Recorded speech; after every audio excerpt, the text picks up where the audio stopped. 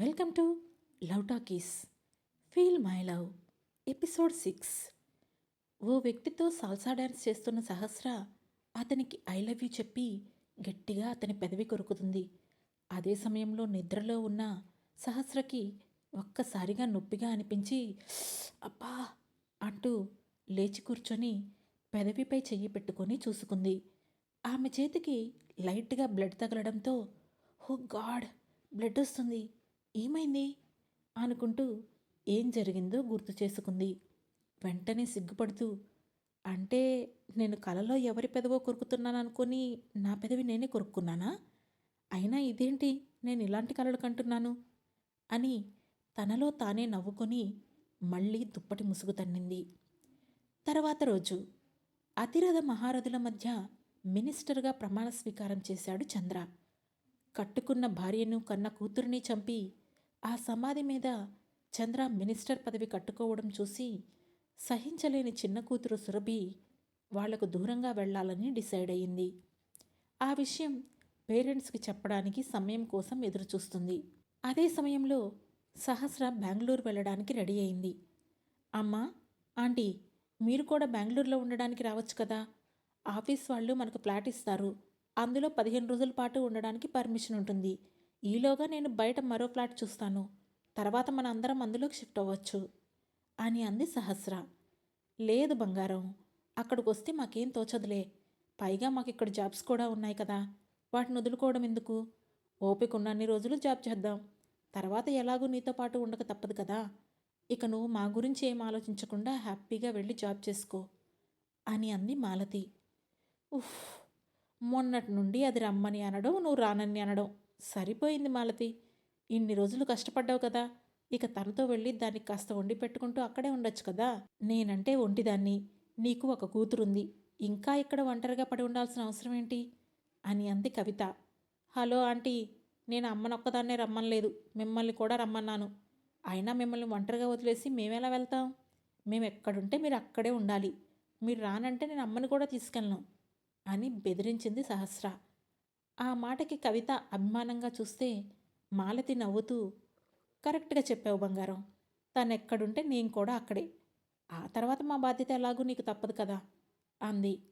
మిమ్మల్ని చూసుకోవడం నాకు బాధ్యత కాదమ్మా, నా అదృష్టం అంటూ ఇద్దరికీ గ్రూప్ హగ్ ఇచ్చి సహస్ర బెంగళూరు బయలుదేరి వెళ్ళింది.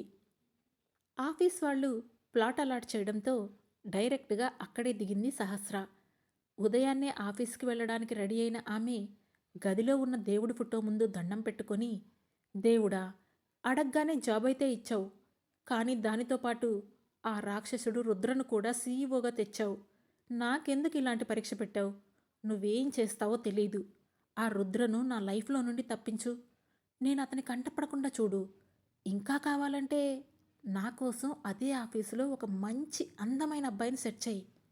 అంతేకాని ఆ రుద్రను మాత్రం వదిలించు అంటూ ఒక చిన్న సైజు అప్లికేషన్ను దేవుడి ముందు పెట్టి అంతలోనే టైం చూసుకొని హడావుడిగా ఆఫీస్కి పరిగెత్తింది. ఆమె మొర ఆలకించిన దేవుడు ఆఫీస్కి వెళ్ళగానే ఆమెకు రుద్రను ఎదురుపడకుండా చేశాడు. ఈలోగా కొత్త ఎంప్లాయీస్ అందరినీ లాస్ట్ ఫ్లోర్లో ఉన్న ఆడిటోరియంలో అసెంబుల్ అవ్వమని అనౌన్స్మెంట్ రావడంతో అందరూ అటుగా కదిలారు. అప్పుడు ఒక వ్యక్తి స్టేజ్ మీదకి వచ్చి, ఈరోజు రేపు మీకు ట్రైనింగ్ పీరియడ్ ఉంటుంది. ఒక కంపెనీలో వర్క్ చేసేటప్పుడు ఆ కంపెనీ గురించి పూర్తిగా తెలుసుకోవాలి. ఈరోజు మొత్తం ఇదే సెషన్ జరుగుతుంది. రేపు మీరు డీల్ చేయబోయే ప్రాజెక్ట్స్ గురించి ఎక్స్ప్లెయిన్ చేస్తారు అంటూ అనర్గళంగా మాట్లాడుతూ వెళ్తున్నాడు అతను. కాసేపటికి అతను మాట్లాడడం పూర్తవడంతో హమ్మయ్యా అని అందరూ ఊపిరి పీల్చుకునేలోపే మరో వ్యక్తి స్టేజ్ ఎక్కి క్లాస్ మొదలుపెట్టాడు. అలా ఒకరి తర్వాత ఒకరు ఆఫీసులో వర్క్ రూల్స్ గురించి, వాళ్ళ డిపార్ట్మెంట్లో వర్క్ గురించి చెప్పుకుంటూ పోతున్నారు. కాసేపటికి మధ్యాహ్నం లంచ్ టైం అవడంతో ఆ క్లాసెస్కి బ్రేక్ పడి 1 గంట తర్వాత మళ్ళీ తిరిగి మొదలయ్యాయి. ఈసారి స్టేజ్ మీదకి వెళ్ళింది ఒక లేడీ హెచ్ఆర్. ఆమె మాట్లాడడం మొదలు పెడుతూనే, హలో గైస్, మీ అందరికీ ఈరోజు మొదటి రోజు కాబట్టి కొన్ని ఇంట్రడక్షన్ పీరియడ్స్ జరుగుతున్నాయి. ఇప్పుడు మీకు నేను ఒక ఇంపార్టెంట్ రూల్ గురించి చెప్పబోతున్నాను. అందరూ జాగ్రత్తగా వినండి అని అంది. ఆమె అంత ఉపోద్ఘాతం ఇవ్వడంతో అందరూ ఆమె ఏం చెబుతుందోనని ఆసక్తిగా చూశారు. అప్పుడు ఆ లేడీ హెచ్ఆర్ మాట్లాడుతూ, ఈ కంపెనీలో ఉద్యోగుల మధ్య వర్క్ డిస్కషన్స్ తప్ప వేరే టాపిక్స్ రాకూడదు. అలాగే ఏ ఇద్దరి మధ్య అయినా సరే ఎప్పటికీ లవ్ అనే రిలేషన్ ఏర్పడకూడదు. ఆఫీస్కి వచ్చామా, వర్క్ చేసుకున్నామా, వెళ్ళిపోయామా అన్నట్లుగానే ఉండాలి. అంతకు మించి రిలేషన్స్ మెయింటైన్ చేయకూడదు. అండర్స్టాండ్ అని అంది. ఆ మాటతో ఆడిటోరియం మొత్తం ఒక్కసారిగా గుసగుసలతో నిండిపోయింది. ఇదేం రూల్ వింతగా ఉంది, ఈ రోజుల్లో కూడా ఎవరైనా ఇలా రూల్ పెడతారా? కొత్తగా జాయిన్ అయిన ఒక వ్యక్తి తన పక్కనే ఉన్న మరో కొలీగ్తో అన్నాడు. అవును, ఇది కొంచెం సిల్లీగా ఉంది. ఈ కంపెనీ మోడర్న్ అనుకున్నాను, కానీ కాదని ఇప్పుడే అర్థమైంది అని అన్నాడు పక్కనే ఉన్న కొలీగ్. వర్క్ విషయంలో మనల్ని కంట్రోల్ చేయొచ్చు, కానీ ఇలా మన పర్సనల్ మ్యాటర్స్లో రూల్స్ పెట్టడం నిజంగా స్ట్రేంజ్గా ఉంది అని మరో అమ్మాయి అంది. ఇలా ఒకరితో ఒకరు మాట్లాడుకుంటూ ఉండడంతో స్టేజ్పై ఉన్న హెచ్ఆర్ మళ్ళీ పెద్దగా మాట్లాడుతూ, ఖచ్చితంగా ఈ రూల్ అందరూ పాటించాల్సిందే. ఇక్కడ ప్రేమ వ్యవహారాలు ఎవరు నడిపినా వాళ్ళు కంపెనీ నుండి వెంటనే డిస్మిస్ అవుతారు అని చెప్పేసింది. ఆ మాటతో ఎంప్లాయీస్ అందరూ అవాక్కయ్యారు. సహస్ర మాత్రం, వీళ్ళు కంపెనీలో ఈ రూల్ పెట్టారు, కానీ ఈ కంపెనీ సీఈఓ గారేమో వారానికి ఒక గర్ల్ ఫ్రెండ్ని మారుస్తూ కనిపించిన అమ్మాయి కల్లా ముద్దు పెడతాడు అని వెటకారంగా అనుకుంది. ఇక ఆ తర్వాత ఎవరూ ఆ మీటింగ్ని అంత ఇంట్రెస్ట్గా వినలేదు. ఆ గందరగోళం మధ్యే సాయంత్రం అయిపోవడంతో హమ్మయ్య అనుకుంటూ ఆ హాల్ నుండి బయటపడ్డారు అందరూ. అప్పుడు సహస్రతో పాటు నడుస్తూ కిందికి వచ్చిన ఒక అమ్మాయి తనను తాను పరిచయం చేసుకుంటూ, hi, my name is lily అంటూ షేక్ హ్యాండ్ కోసం చెయ్యి ముందుకు చాచింది. హాయ్, ఐఎమ్ సహస్ర అంటూ ఆమె హ్యాండ్ షేక్ చేసింది Sahasra. Nice to meet you. నువ్వు కూడా నాలాగే ఊరికి కొత్తగా వచ్చావా అని అడిగింది లిల్లీ. అవును అని చెప్పింది సహస్ర. ఓ, అయితే నీకు కూడా నాలాగే రూమ్ అలాట్ చేసుంటారు కదా. మనిద్దరం ఇక్కడి నుంచి రూమ్కి వెళ్ళాలంటే క్యాబ్ అరేంజ్ చేసుకోవాలి, నీకు ఐడియా ఉందా అని ఫోన్ చూస్తూ చెప్పింది ఆమె పక్కనే ఉన్న లిల్లీ. అవును, క్యాబ్ బుక్ చేసుకోవాలి, కానీ నేను ఇంకా చెయ్యలేదు అంటూ హ్యాండ్ బ్యాగ్లో ఉన్న మొబైల్ కోసం చూసింది సహస్ర. కానీ అందులో మొబైల్ కనిపించకపోవడంతో ఆమె తల పట్టుకుంటూ, హో గాడ్, మొబైల్ ఆడిటోరియంలోనే టేబుల్ మీద పెట్టి మర్చిపోయాను, అక్కడే ఉందో లేక ఎవరైనా కొట్టేశారో అంటూ మళ్ళీ లోపలికి పరిగెత్తి హడావుడిగా లిఫ్ట్ ఎక్కింది. ఆడిటోరియం ఉన్న ఫ్లోర్కి వెళ్ళగానే లిఫ్ట్ డోర్ తీసుకొని పరిగెత్తిన సహస్ర అనుకోకుండా ఎదురుగా వచ్చిన ఒక వ్యక్తికి డాష్ ఇచ్చి అతని మీద పడిపోయింది. సడన్గా ఆమె మీద పడేసరికి నిలదొక్కుకోలేక అతను కూడా వెనక్కి పడ్డాడు. కింద పడిపోతున్నాననే భయంతో అతన్ని గట్టిగా పట్టుకొని కళ్ళు మూసుకున్న సహస్ర కాసేపు అలాగే ఉండిపోయింది.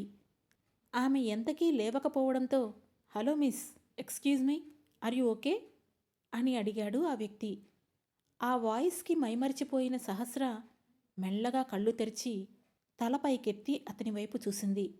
ఆ మరుక్షణమే కళ్ళు పెద్దవి చేసి ఆశ్చర్యపోతూ, వీడేంటి ఇంత అందంగా ఉన్నాడు, కూల్గా లవర్ బాయ్ ఇమేజ్కి పర్ఫెక్ట్గా సెట్ అవుతాడు, నా లైఫ్లో ఇంత అందమైన అబ్బాయిని ఎప్పుడు చూడలేదు, చూస్తుంటేనే గట్టిగా ముద్దిచ్చి ఇలాగే కొరికేయాలనిపిస్తుంది అని మనసులోనే అనుకుంటూ కన్నార్పకుండా అతని వైపు చూస్తూ ఉండిపోయింది. హలో మిస్, మీరు బాగానే ఉన్నారా, ఏమైనా దెబ్బలు తగిలాయా అని మళ్ళీ అడిగాడతను. ఆ మాటతో తడబడుతూ ఈ లోకంలోకి వచ్చి, యా నేను బాగానే ఉన్నాను, నాకేం దెబ్బలు తగలలేదు అని అతని మీద పడుకొనే తల అడ్డంగా ఊపుతూ చెప్పింది సహస్ర. ఆమె అలాగే చూస్తూ ఉండడంతో ఇబ్బందిగా ఫీల్ అవుతూ, మిస్, మీరు నా మీద నుంచి లేస్తారా, మీరు చూడటానికి సన్నగానే ఉన్నారు కానీ బరువుగా ఉన్నారు అని అన్నాడతను. ఆ మాటతో తడబడి సారీ అంటూ అతని మీద నుండి లేచిన సహస్ర అతనికి హ్యాండ్ ఇచ్చింది. అది పట్టుకొని పైకి లేచాడతను. అసలు సహస్ర ఎందుకు అక్కడికి వచ్చిందో ఆ విషయమే మర్చిపోయి అతని చెయ్యి పట్టుకొని అలాగే చూస్తూ ఉండిపోయింది. అతను కూడా ఇబ్బందిగా దిక్కులు చూస్తున్నాడు, కానీ ఆమె చెయ్యి మాత్రం విడిపించుకోకుండా, సారీ, నేనే చూసుకోకుండా మీకు తగిలాను అని అన్నాడు. లేదు, ఇందులో నా తప్పు కూడా ఉంది, మీరు సారీ చెప్పకండి పళ్ళికిలిస్తూ అంది సహస్ర. ఓకే, ఇద్దరిది మిస్టేక్ ఉంది, కానీ మీరెందుకు అంత హడావుడిగా వచ్చారు అని అడిగాడు అతను. ఓ అవును కదా అసలు ఆ సంగతే మర్చిపోయాను. నేను ఆడిటోరియంలో నా మొబైల్ మర్చిపోయాను. దానికోసమే వెనక్కి వచ్చాను అని అంది సహస్ర. ఆ మాటతో ఆమె చెయ్యి విడిపించుకొని తన పాకెట్లో ఉన్న మొబైల్ ఫోన్ తీసి, మీ మొబైల్ ఇదేనా అని అడిగాడు అతను. అవును ఇదే. ఇది మీకెక్కడ దొరికింది అని అడిగింది సహస్ర. క్లాసులో అంతా వెళ్ళిపోయాక నేనే లాస్ట్లో ఉన్నాను. బయటికి వస్తుంటే మొబైల్ వైబ్రేట్ అయిన సౌండ్ వచ్చింది. దాంతో వెనక్కి వెళ్ళి వెతికితే టేబుల్ కింద ఈ మొబైల్ కనిపించింది. సరే ఎవరిదో అడిగిద్దామని తెస్తున్నాను. ఇంతలో మీరే వచ్చి డాష్ ఇచ్చారు అని అన్నాడతను. Oh, thank you so much and sorry మిమ్మల్ని కింద పడేశాను అని నవ్వింది సహస్ర. It's okay. నా పేరు విశ్వ. మరి మీ పేరు అని అడిగాడతను. నా పేరు సహస్ర. ఈరోజే ఆఫీస్లో జాయిన్ అయ్యాను. ఫ్రెషర్ని. ఐ థింక్ మీరు కూడా ఫ్రెషర్ అయి ఉంటారు కదా అని అంది సహస్ర. ఎస్, నేను కూడా ఈరోజే జాయిన్ అయ్యాను అని అన్నాడు విశ్వ. Okay, nice to meet you అని అంది సహస్ర. ప్లెజర్ ఈజ్ మైన్ అంటూ ముందుకు కదిలి లిఫ్ట్లోకి వెళ్ళి, రండి మీరు కూడా కిందకే వెళ్ళాలి కదా అన్నాడు విశ్వ. యా అంటూ లిఫ్ట్లోకి వెళ్ళింది సహస్ర. లిఫ్ట్ బటన్ను కిందకి ప్రెస్ చేసిన విశ్వ, ఈరోజు మీటింగ్లో ఆ విషయం విన్నారా? మన కంపెనీ హెచ్ఆర్ చెప్పిన నో డేటింగ్ రూల్ నాకైతే క్రేజీగా అనిపించింది అని నవ్వుతూ అన్నాడు. అవును, ఈ రోజుల్లో కంపెనీస్లో ఇలాంటి రూల్ ఒకటి ఉంటుందని నేను అస్సలు ఎక్స్పెక్ట్ చేయలేదు. అండ్ ఇది కాస్త ఓల్డ్ వర్షన్లో కూడా అనిపించింది అని నవ్వుతూ అంది సహస్ర. నేను అదే అనుకుంటున్నాను. ఒక వ్యక్తి ప్రేమలో పడడం పడకపోవడం అనేది అతని మనసుకు సంబంధించిన విషయం. ఒక కంపెనీ యాజమాన్యం దాన్ని ఆపలేదు కదా అని అన్నాడు విశ్వ. మీరు చెప్పింది కూడా నిజమే అంది సహస్ర. ఈలోగా లిఫ్ట్ కిందకి రావడంతో ఇద్దరూ బయటికి వచ్చారు. ఓకే బాయ్ అని చెప్పి సహస్ర వెళ్ళబోతుండగా, 1 minute Sahasra, if you don't mind, మీరేమనుకోకపోతే మీ నెంబర్ ఇస్తారా? మనం టచ్లో ఉండొచ్చు అని అన్నాడు విశ్వ. ఆ మాటతో నుదురు చిట్లించి అతని వైపు చూసింది సహస్ర. తప్పుగా అనుకోవద్దు, నిజానికి మన బ్యాచ్లో నేను మాట్లాడిన ఫస్ట్ పర్సన్ మీరే, అందుకే అడిగాను అన్నాడు విశ్వ. ఆ మాటతో ఒక క్షణం ఆలోచిస్తూ, పిల్లాడు చూస్తే ఫాస్ట్గానే ఉన్నాడు, సరే ఒకసారి నెంబర్ ఇచ్చి చూద్దాం అని మనసులోనే అనుకొని, ఇట్స్ ఓకే, తప్పకుండా నెంబర్ ఇస్తాను అంటూ తన నెంబర్ను అతనికి ఇచ్చి అతని నెంబర్ను తీసుకుంది సహస్ర. Thank you. మీరు రూమ్కి ఎలా వెళ్తారు? నేను కార్ తీసుకొచ్చాను, డ్రాప్ చేయనా అని అడిగాడు విశ్వ. ఇట్స్ ఓకే, నేను ఆల్రెడీ మీతో మాట్లాడుతూనే క్యాబ్ బుక్ చేశాను. ఆల్రెడీ బయటకు వచ్చేసింది. మనం రేపు కలుద్దాం, బాయ్ అని చెప్పి వెళ్ళి క్యాబ్ ఎక్కింది సహస్ర. అది వెంటనే స్టార్ట్ అయ్యి మెయిన్ రోడ్ పైకి వెళ్ళింది. ఆ వెంటనే తన కార్ తీసిన విశ్వ ఆ క్యాబ్ని ఫాలో అవుతూ వెళ్తున్నాడు. అది గమనించిన సహస్ర, ఇతనేంటి క్యాబ్ వెనకే ఫాలో అవుతున్నాడు? మనిషి చూడటానికి అందంగానే ఉన్నాడు కానీ కొంపదీసి క్యారెక్టర్ ఏమైనా బెడై ఉంటుందా అని తనలో తానే అనుకుంటూ ఉంది. ఈలోగానే తన క్యాబ్ను క్రాస్ చేసిన అతని కార్ క్షణంలోనే కనిపించకుండా మాయమైపోయింది. అది చూసి, ఛ, అనవసరంగా ఇతన్ని డౌట్ పడ్డాను అని మనసులోనే అనుకుంది సహస్ర. మరోవైపు, ఏ అనసూయ, ఏం చేస్తున్నావే? ఇంకా ఇంతసేపైనా రూమ్లోకి రాలేదేంటి అంటూ కేకలు వేస్తున్నాడు దేవా. రోజురోజుకి అతని మీద మనసు విరుగుతున్న అనసూయకి ఆ రోజు దేవా దగ్గరికి వెళ్ళబుద్ధి కాలేదు. అందుకే, నాకు ఓపిక లేదు దేవా, కాస్త తలనొప్పిగా ఉంటే టాబ్లెట్ వేసుకున్నాను, పడుకుంటాను అని అంది అనసూయ. ఆ మాట వినగానే గబగబా బయటికి వచ్చి, ఓపిక లేదా? నాతో పడుకోవడానికి ఓపిక లేదా అంటూ రెట్టించాడు. నిజం దేవా, తలనొప్పిగా ఉంది. పైగా ఆ కోరిక కూడా నాకు లేదు. ఈ రోజుకి నన్ను వదిలేయి అంది అనసూయ. ఏంటే కొత్త నాటకాలు వేస్తున్నావు? నువ్వు వచ్చిందెందుకు? నాతో పడుకోవడానికే కదా. నేను కావాలని వచ్చిన దానివి, ఓపిక ఉన్నా లేకున్నా నాతో పడుకోవాలి, రా అంటూ ఆమె చెయ్యి పట్టుకొని లాగాడు దేవా. ప్లీజ్ దేవా, ఈ ఒక్కరోజుకి వదిలేయి. ఎలాగూ నీకు ఆ సహస్ర ఫోటోలు చూస్తేనే హాయిగా నిద్రపడుతుంది కదా, ఈ రోజుకి ఆ ఫొటోస్ చూస్తూ పడుకో అని అంది అనసూయ. ఆపవే నీ వేషాలు, నేనేం చేయాలో నాకు తెలుసు, నువ్వు చెప్పాల్సిన అవసరం లేదు. మర్యాదగా వస్తావా రావా అంటూ ఆమె చెయ్యి పట్టుకొని గట్టిగా లాగాడతను. వెంటనే అతని చెయ్యి విడిపించుకుంటూ, రానంటే అర్థం కావట్లేదా దేవా? ఎన్నిసార్లు చెప్పాలని నాకు ఒంట్లో బాలేదని అని విసుక్కుంది అనసూయ. ఆ తర్వాత ఏం జరగబోతుందో తెలుసుకోవాలంటే వెంటనే మా లవ్ టాకీస్ ఛానల్ను సబ్స్క్రైబ్ చేసుకొని ఫీల్ మై లవ్ స్టోరీలోని నెక్స్ట్ ఎపిసోడ్ను వినండి. Thank you.